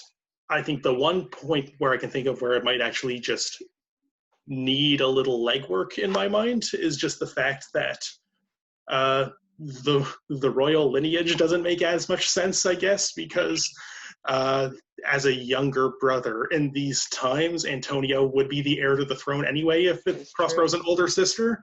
I don't take much issue with that, and I don't think that, like, character ruined. And could you? Yeah. But, like, yeah, the fact that it's a mother-daughter relationship, or I could even see possibly a gender-flipped Miranda and maybe have it be a mother-son relationship, a father-son relationship. Like, there's certainly room for that. I mentioned earlier that, like, there aren't enough female characters in this play, so if you can make Prospero work as a female character, I think it definitely does strengthen that. For me, and for the character of Prospero, it's a very masculine energy about Prospero. And when you don't do, as Autumn says, your dramaturgical due diligence, so your DDD, like there's an underlying power of the masculine Prospero, and it's a very possessive anger to Prospero, where he's very possessive of his daughter. And there's something about that makes it harsher and tougher. That's more of a father giving away his daughter. It's much like there's much less of a like when a mother gives away her daughter, it's a very different energy than what Shakespeare had interpreted. Like, Shakespeare's idea was it was going to be a father giving his daughter. It's meant as a foil to being that of the king. And on top of that, like, there's just the way he talks about her maidenhood, and just that I'm giving my daughter away to you. It's that thing of there's that energy to it, and just the fact that it's a very masculine anger and revenge. Like, the anger and revenge of Prospero's side of him, I felt was lost more because you had this female energy on stage with Martha Henry, versus when you watch a Christopher Plummer play those moments of real anger and drive of getting his revenge. There's more of that. I have to interject. I have to. Sorry, because I actually picked out my copy of The Tempest in a collected works, and I was watching along while reading a first folio version as well. Facsimile that is online. Forget which website has that brilliant document, though. I'll send it to you guys. They have, like, all of Shakespeare's plays as far back, like all the versions they have put into PDF versions online. and the first folio versions have been redone for like modern writing in a way, where it still maintains the writing and the punctuation, the spelling, etc. So it's fairly faithful recreations of first folios. But you know, like, I think that of course Shakespeare's intention was for Prospero to be a man, like, without a doubt. But you know, I think that there is I have some skepticism around the argument of, like, you know, anger and vengeance being these male qualities, when earlier on in Shakespeare's career, Lady Macbeth demonstrates these qualities more prominently than almost any character in all of Shakespeare's canon. You know what I mean? Like, and well, what about Tamara, one of Shakespeare's first big breakout plays? You know what I mean? Like, we have these incredibly vengeful female characters who are ruthless and more cunning, I find, than a lot of male characters that occur within Shakespeare's canon. Often get their way, even if maybe short-lived, often get what they want in the short term. And you know, like, I guess my thought is that if the comparison is, you know, like, dramaturgically there are these masculine power plays and elements of this character that, you know, wouldn't necessarily be captured through a female perspective, I think that's a matter of direction and who you cast in the role entirely. And I couldn't disagree more, to be perfectly honest with you, based on that evidence. Like, I think Prospero is excellently fit to be a female, if that's the choice. But I think you have to balance it, you know, and like, that's kind of what I've been mentioning this whole time throughout this play, is that it leans so much into the motherhood, we've lost the vengeance in this production. I mean, like, in any sorry to interrupt, but I have a thought now about like, a woman playing Prospero and thinking about, like, where the revenge comes from, because I mentioned before that I feel, though, that Prospero, this is semi-answering the question, but, like, is kind of a good person taking a revenge, like somebody who's actually, and Prospero is a good person, like, even when they were like, ruling the country, the people loved them. They were, like, somebody they as admired. far as we know. As far as we know. Keep in mind who's telling the story. Unreliable narrator. Like, thank you, Ryan. We can only take, like, we only have the information we're given. You know, like, we can assume whatever we want, but yeah, it just seems like they're, you know, I'm gonna take revenge, and then they just kind of let things go. But with the motherhood and kind of with the revenge spark, I mean, if you like, put a man, like, women are usually more have a tendency to be more manipulative when they're trying to get what they want, and there's more of emotional manipulation there. Whereas, like, men are capable of that too, but men are more brawn. Yes. So, like, they'll fight it out, you know? That's, and I'm depicting a very simplistic view of how men and women fight things. And I'm just trying to do that to serve a purpose of describing, like, how you could kind of place those into these performances and use those to kind of, like, show the opposition and how these characters go about enacting their revenge. You know what I mean? So I agree with you, Will, completely. I think Prospero is perfectly set up to be a woman as well as a man. And just wanted to answer the Ariel question too, because I did find it both interesting and exciting from, like, a modern artist perspective that we all seem to have the same opinion about Ariel, which I think is incredibly, it's just so good to hear, which is that I too, like, in my notes, this is exactly what I wrote. I think in particular Ariel is accessible as a gender fluid character. I personally think that this character in particular, in most of Shakespeare's canon, is accessible beyond gender norms that are established in today's society. So, like, I think it's incredible that the three of us, I haven't quite heard Mac's opinions on the matter yet, but so far the three of us have all landed on that as just fine. And you know what? And this, you know, leaning into, like, a really modern staging of it, I'd be interested to see a version of Ariel that is in drag for some scenes and not in drag steps. That'd be interesting. And to see how that would really play. Or just have Ariel be played by so many different people. You know what I mean? Just a whole fleet of them. Well, that's you could do that. You just know Ariel, but they'd be someone different. They'd look different. And more to the directorial point of, like, if you were to cast a female Prospero, like, how to capture some of those more quote unquote masculine qualities, because I don't think that they're restrictive to masculine presence on stage. You know, like, for instance, if you were a female playing Prospero, what I would say is, like, you know, if the question came up, like, why does Prospero want vengeance this badly? It's like, okay, well, imagine you have this child who you have just birthed, right? And somebody is now telling you that you are being sentenced from your home, removed from all wealth. Your child will not have the future that you thought that they would, you know, and then you had an opportunity to get back at the person who threw your own child into such turmoil, even though you're in an okay place now. Like, I really think that there's something in there that a mother could relate to in the terms of like a method approach to the it's a mama bear archetype. Powerful. Yeah. Yes, the mama bear. Well, and very true. My question is, why do you think, because either or, if it's played by a man, if it's played by a woman, Prospero doesn't take revenge at the end. He reconciles. Or they why do you think they do that? Well, I think. Oh, I have a very clear answer for that. So Go so ahead. We will get there. We will get there. We will get to that Mm-hmm. moment. We will get to that question. Will, you were saying that you want to know my thoughts on Ariel. Yeah. And I have to agree. I think it could be a very easily done gender fluid performance. I would say if you put a gun to my head and said, would you prefer a male or female Ariel on stage? Now, having seen both, I would like to see a female Ariel. There's something about Ariel that a female, I think, brings in more. Like, I was watching Andre, and there was something very grounded about his performance. There was very grounded. I don't know if it's also because his costume was very woody and it was a very earthy, grounded performance. While the plumber female Ariel, who was played by, I looked up her name actually, Juliana Solitio, and she was in this blue leotard and was much smaller, much more impish, where she could kind of float around the stage. But I don't know. There's just something about having, like, if you said male or female, like, obviously I would say gender fluid. Why not? Like, you could go either way. Have both a male and a female Ariel on stage together and have them interswap with each other, which I think would be fine. But I think for me, I like the idea more of having a female actress play Ariel, because once again it gives that opportunity where there's not a lot of female characters in the play, and this character is one of those few that can totally become female and without there being any DDD needed. Well, and you really get into a political scope of the play if you had Ariel, Prospero, and Miranda all played by females. No, that's true. Because what do we have? Yeah.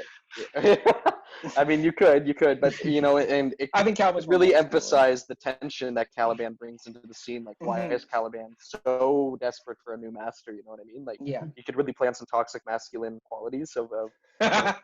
I think it could be an interesting staging to have those three in particular as all women, and then have the rest of the cast as being all men, and then see what kind of crazy stuff comes about by that. Yes. Absolutely. Well, speaking of Caliban, it's oftentimes called a monster, but some people call him a mislabeled character. We're very much like Othello, Shylock, a lot of the other Aaron and Titus Andronicus, who are the others of the Shakespeare canon. Does Caliban fall in there, or is he just straight out like an evil dude who is trying to kill somebody with a nail in the head? So, Will, why don't you kick us off with this one? Yeah, absolutely. And I think Ryan and I were going to get into this a little bit earlier, but when you dress him up in this monstrous outfit, like, you really do play into this political colonial stereotype of like the foreign person or the other that is often referred to in an academic scope of Shakespeare's characters, of like being these like really non-understandable, like deformed creatures that aren't quite up to the standard of the white man. And I know how obviously ironic that is as a straight white man saying that. I'm not ignorant to that fact, but the truth of the matter is like there is a connotation that is quite negative when you stage Caliban as this monstrous character.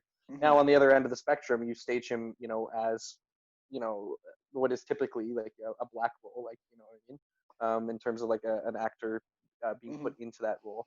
Sorry, my brain is starting to get a little bit jumbled. I've had a couple drinks now. But, like it then brings in the other political question into play, of like the master-slave mentalities that could exist between Prospero and Caliban.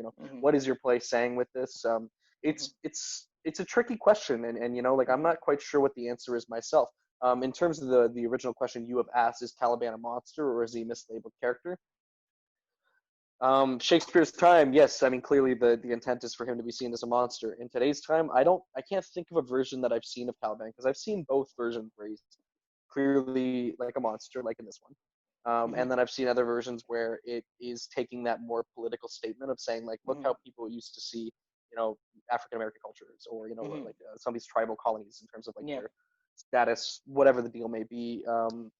And neither one feels quite right to me. I don't think if you're going to have Caliban costume-wise as a monster, I think you need to really, as a director and as an actor, find the humanity of the character. And if you lose that, then you're really cheapening the value and the depth that this character can bring to the stage. Like I encourage anybody who works on the show to really find that depth of humanity in Caliban and find this really tortured soul, because that's what he is, literally tortured by Prospero. Like it quite directly implies and says that within the speech and the text itself. You find that. I think you find a lot within Caliban that can be brought to the surface to really round out the show's cast of characters. But you know, what do I know? At the end of the day, like this is not something that I am well versed on in terms of expertise. I don't think he's a monster. I do think he's a mislabeled character because of how often he is cast as a monster. But those are my thoughts around it. Well said, Ryan. I pretty much agree with that, which is why I kind of took issue earlier with his costume. That really does force us to see him monstrously. And yeah, like I think quite literally, like the version of this show that I would much prefer to see, and I'm sure others have done it this way, is just to have him just be like a normal guy from a different culture, different racial background. Also, something that is interesting is canonically in the text, Caliban is of mixed race because his mother is Sycorax, the witch, described with fair skin and blue eyes. So that is quite literally already the product of some kind of colonization effort, which I think is interesting and worth discussing there.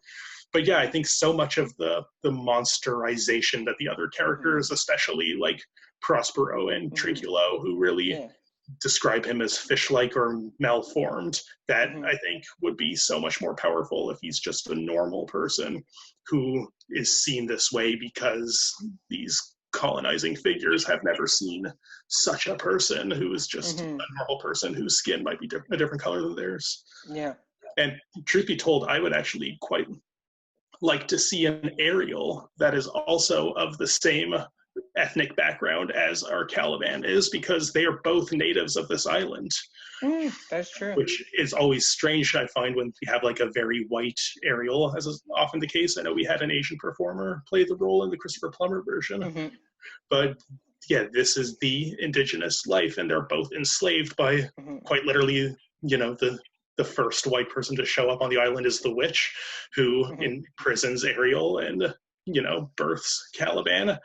And then the second one frees them by just continuing to subjugate them as slaves again. So yeah, I really think the humanity of these characters is crucial, and it is quite politically irresponsible in my mind to make them monsters. And in this production in particular, because it's so comical and Caliban's was in some of the funniest scenes in the show, I really think that, you know, is quite taking the colonization quite lightly, which isn't to my cup of tea, literally. Funny. I will piggyback off you, Ryan. I will say I agree. I also think he is a mislabeled character who is just stuck in a very unfortunate position where at the beginning of the play, he talks about how when Prospero first arrived, he was welcomed into their chamber. He was clothed and taught and educated by them. And then the minute he, like any person growing up, begins to find attraction to whatever gender or person you find attracted to, and he became attracted to Miranda, the minute Prospero had that moment happen, he shunned him. He basically turned his back on him. And there's that anger and that pain of like, I don't know what I did wrong. Like I was just somebody else who, like we were just there on the island, and this one day this happened, and you turned your back on me. And there's an understandable anger and pain. It's almost like that speech he gives, with that "be not afeared" moment where he's talking about the island. It's almost like I rank it right up there with that "hath not a Jew's eyes, hath not a Jew's hands." It's that same type of Shylocky, a human moment where you see Kylan breaking into this beautiful, eloquent speech to these people. And they just totally ignore him entirely and don't pay attention to what he's saying. But as an audience, we go, "Oh, you have a great deal of depth to you," and the fact that I know, go well. I was just about to say too is like, I completely agree with you, Mac. Like in terms of falling, I mean, this is academically like an often talked about thing when the term like the Shakespeare's others, and I don't know, like Ryan, is this still a term that's used in the academic scope of describing these it's characters? more likely that you would talk about just otherness of a character more so than describing the characters themselves as others. But you know, like he definitely, Caliban himself definitely for me has always been the same way that I viewed Shylock, which is like this other really troubling character for a lot of modern dramatists to capture. And like the question around Shylock is always that the anti-Semitic qualities of the character, you know. Right. And I find that for me personally, he is another one of those characters that like you just have to find the depth of humanity of the character. You know, in Shakespeare's time, obviously, like there were some unavoidable elements in the tensions with these characters, but I think as modern dramatists, we have a responsibility to find the depth, and to really bring it to the forefront. Yeah, well it's said. all we well can said. do. Rachel, what do you think of Caliban as a character? Yeah, I wrestle with this a lot, especially like when I've read it, or when I with this production too, and I've seen other videos, but not necessarily like a full production. I've seen like depictions of how other people have presented Caliban. God, man, I really wrestle with this. I do, because I also like agree with everything you've said, because I think from a definitely from like a modern standpoint, we are like for sure gonna see the relationship between Prospero and Caliban. Somebody who's indigenous to an island, somebody coming in and taking over and making them subservient with a colonial lens, because it is. Man, as a mislabeled character, I don't know, like if the part where Miranda's feared because Caliban, like it's inferred that something not too great happened, between them. And it's not as simplified as being like, oh, he was attracted to her, because of course, sure, you can be attracted to somebody and still not be it. Am I allowed to swear? Yes. Yeah. Still not be an asshole about it. You know what I mean? The mildest swear word it could have used. Or as you could have said, and still not be somebody like, you know, you could still be like, you know, so he reminds me, and I just thought of this now. Has anybody ever read Wuthering Heights? Yes. No.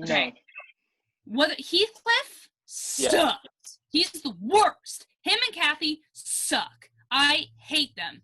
Do I think Heathcliff had an awful upbringing and definitely played to his character when he aged? Yes. Do I think he still sucks though? Yeah. You know what I mean? Like, is Caliban like mislabeled? Like, could he have had the opportunity to, if he had been given the love and acceptance unconditionally as he was in development? Yeah. But did he still do his shit thing? Yeah. You know what I mean? You know, and you know, I find that that's like the complexity of this character, though. Like, I completely agree with you, Rachel. It's like, I think it is an often overlooked thing. Is like clearly something more than just having a crush happened.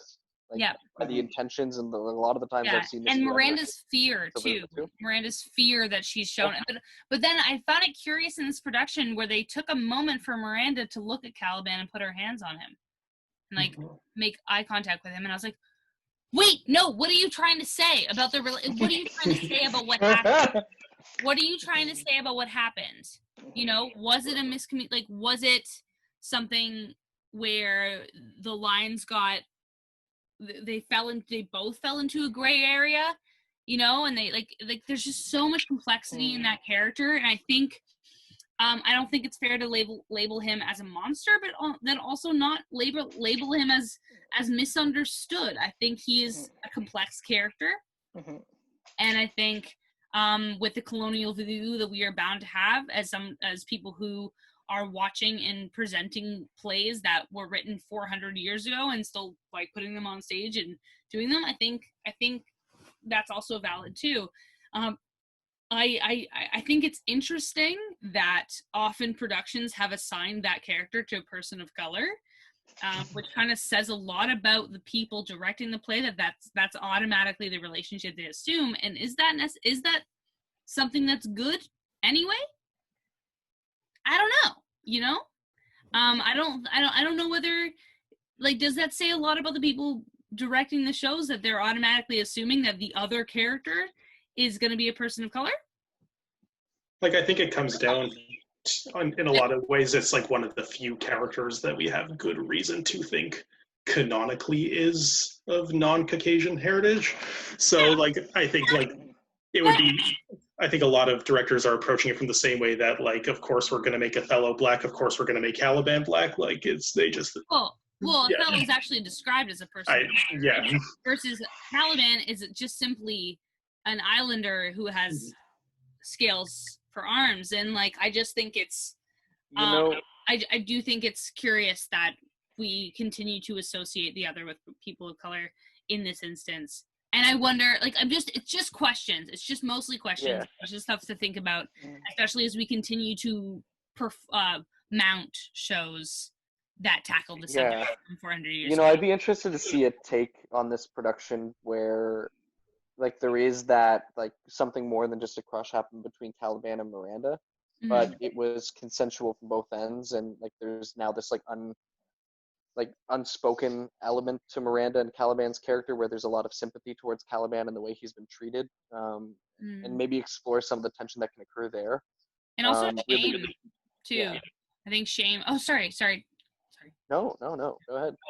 And also shame, too. Like, shame being associated with sex and learning your sexuality growing up and seeing how much Prospero would have taught her that, you know what I mean? Like, or she knows about her maidenhood, whereas like he could have brought her to an island and that could not have existed, and she could have been, kind of like, oh, I don't know, this is shameful. But of course, again, the play was written 400 years ago with a whole bunch of with a completely different environment.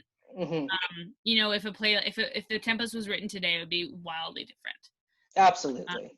So to answer the question, is Caliban a mislabeled character or is he a monster?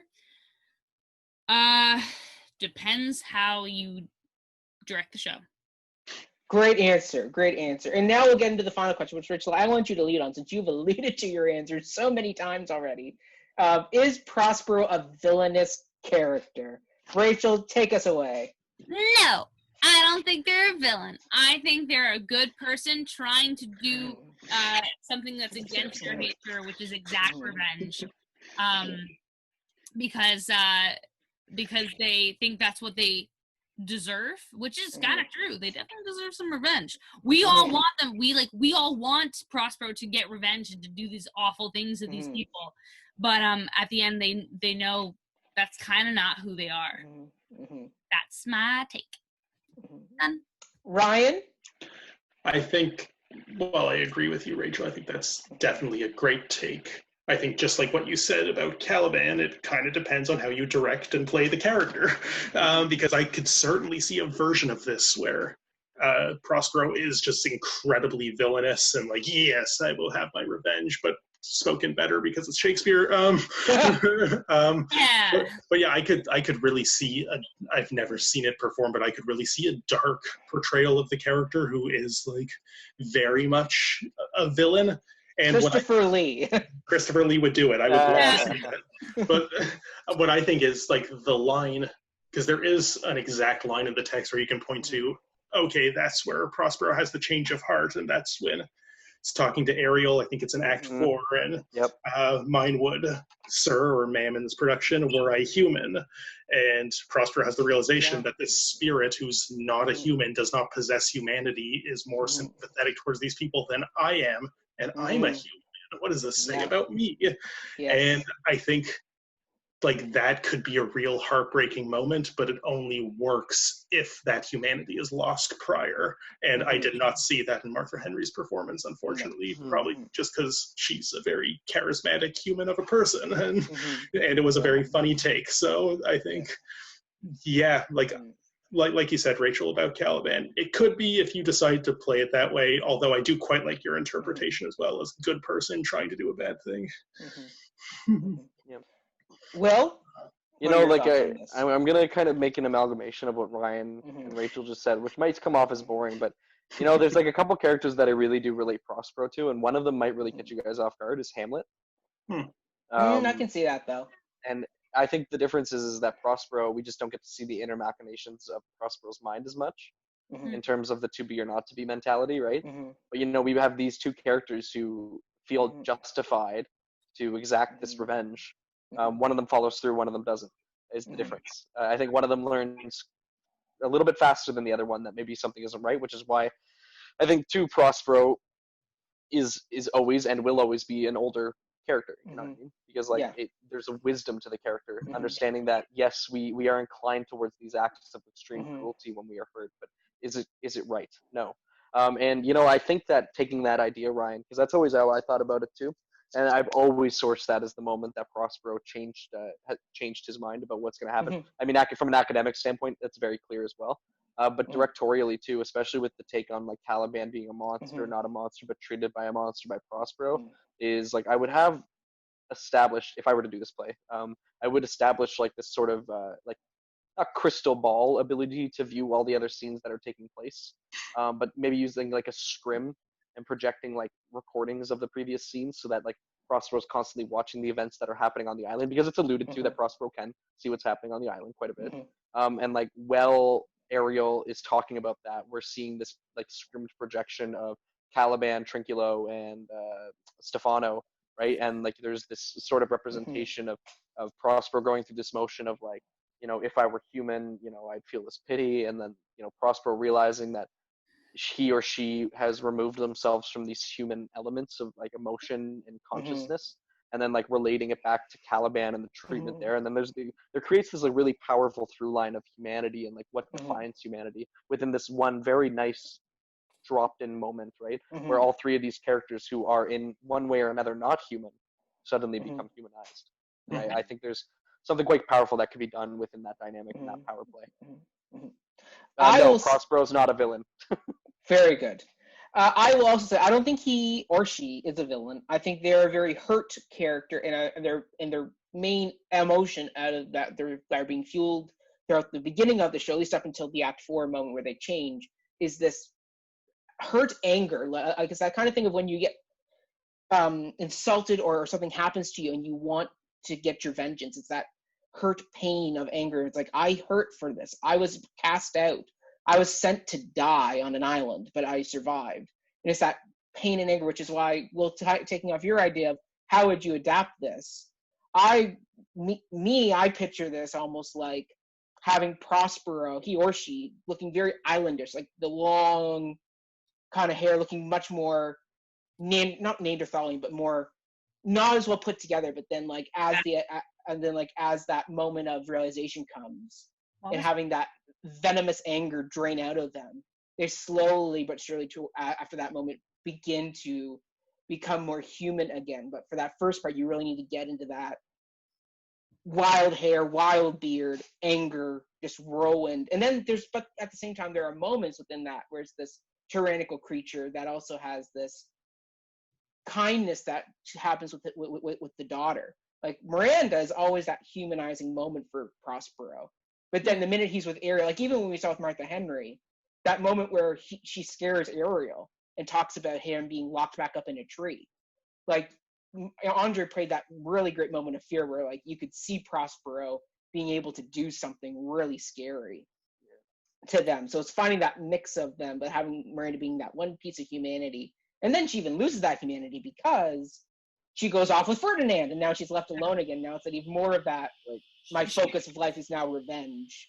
And then and then ultimately by the end of the play, they do become human again by letting go of that revenge. Because that's something that happens to all of us. We all get wrapped up in our own idea of wanting vengeance for whatever happened to us, whether it's a school bully or something that happened where we didn't get the grade we wanted, and we want vengeance for that, and having that vengeance be removed. Because ultimately when we remove our vengeance, we do see clearly again, but there's while there we all see that red. And I think Prospero, because of having them sail by, it's that red moment where it's like, I get my moment to take my vengeance on them. I really think that if you're gonna play Prospero as not the villain, like there are a couple moments that need to be established by the end of the play. One is a redemptive moment between Prospero and Caliban, and the other is clearly showing Ariel's release from Prospero. Yes. Because early on in the play, it is very strongly implied that Prospero is the villain through his control of Ariel and Caliban. And for a modern audience, it's hard not to see Prospero in that villainous light because of that dynamic. Yeah. And so I think that you need, by the end of the play, to have that moment, which is actually, like, as much as it was kind of a joke earlier, like that Shrek moment that you were talking about, Ryan, is like, I think that's absolutely critical to happen with Caliban, to show that Prospero had tortured Caliban, had shifted his physical form into this monstrous way, this monstrous body.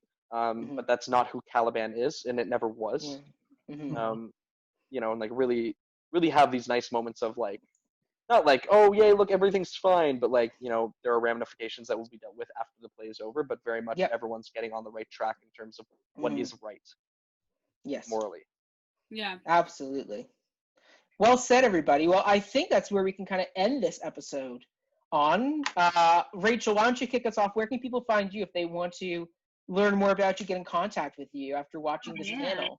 Oh, yeah. That's the first thing you're going to want to do. You can follow me on my Instagram at RAE141 on the Instagram, and I post a lot of funny videos, and I do all those ridiculous things where anyway, it's not that important. But hey, we're gardening on Instagram. We get to watch your gardening adventures on Instagram. Gardening adventures, monologues soon to be posted, hopefully. My demo reel's there. Beautiful. Wonderful. Ryan, where can people find you? As always, I am not a social media guy, so I would just much prefer you throw all that love to Cup of Hemlock. Don't forget to like, share, and subscribe on this video, and I'll see you next time. No, go on. Well done. Well done, Ryan. Well said. Will, where can people find you? Yeah, you know, the joke was last week is that they can't. I didn't have Instagram or Twitter or any of those things. I have an Instagram now. You do? I do. It's Will R. Bartley. So that's WILLRBARTLEY. I have an Instagram. I don't post, so don't expect anything. But you can follow me there, and you can find me on Facebook. I'm always down to have coffee or chat about things. So if you once you start directing some shows, Will, then you can post. I'm already following you. Maybe. Oh, sweet, great. I keep getting notifications. People are following me, and I'm like, I must be doing something right, even though I'm not posting anything. Yeah. Absolutely. How removed I am from social media. Yes. Wonderful. And you can follow me at Mackenzie Horner on all social media accounts, Twitter, Instagram, Facebook. Look for the photo with the guy with the ginger hair. You'll find me. Not difficult. You also can follow my podcast, Before the Downbeat, on Twitter, Instagram, and Facebook, as well as on YouTube, Spotify, Apple Podcasts, all that great stuff there. We just released an episode all about the musical Chicago, where Autumn and I talked all about the idea of media and how we as the human race are fascinated by murder and media. So we get into all that good stuff in there. So feel free to tune in on that front, but please do follow Cup of Hemlock. If you are an artist who is working on stuff during quarantine, please send that our way. We'd love to feature you at marketingcupofhemlock@gmail.com. And then, Will, I think we were happy to announce that we'll be doing another live reading. We'll be posting on the YouTube. It's a reading of Ghost. And Will, you'll be directing this reading. Just to be clear, that's Ghosts by Henrik Ibsen, not Ghost of the Patrick Swayze movie. Damn it, I was also supposed to do a pottery scene. Yes, I will be directing, put that in heavy quotation marks. It's a polished reading. We'll be reviewing the scenes with the actors, and it'll be open to the public. We're very excited to share some of the work we're doing and some of the performance qualities we're hoping to tease out Cup of Hemlock's stage work. So stay tuned for that. Additionally, more info to come on this, but for those of our listeners that are very much into the performance aspect of theater, you may want to start preparing some classical monologues moving forward. We might have something for you in the future, and there might be some prizes involved. So keep your eyes open. Exciting! I can see Rachel Fitcher's wheels turning already. She's going for all the prizes. Marlowe, if I can find some, honestly, it's a bit hard. Extra points if it's not Shakespeare. Oh, there we go. All right, everybody. Thank you so much. We've now broken our staff and drowned our book. And we will see you next time when we head off to Athens to talk Timon of Athens. That's the next show we'll be talking about. One of the less done Shakespeare's. So we will get into all that good stuff next time. Enjoy, everybody. Have a great week. Stay healthy, stay safe. And until then, bye-bye. Bye.